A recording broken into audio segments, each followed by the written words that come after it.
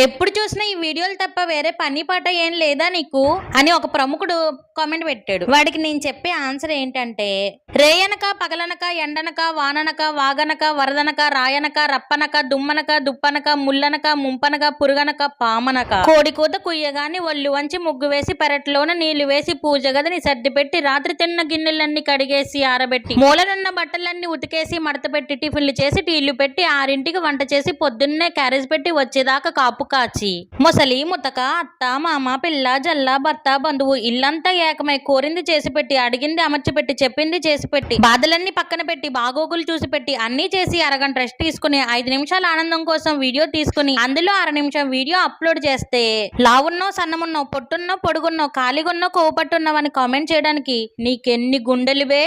అమ్మైసా dialogue ఎలా ఉందో comment చేయండి. సరే గాని సబ్స్క్రైబ్ చేసుకోవడం మర్చిపోకండి. ఉంటాను.